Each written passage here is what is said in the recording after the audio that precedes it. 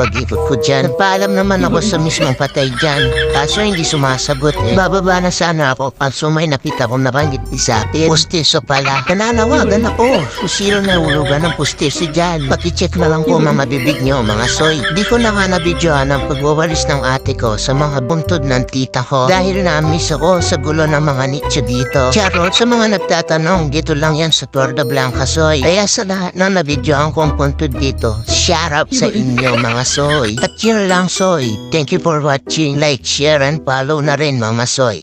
Please!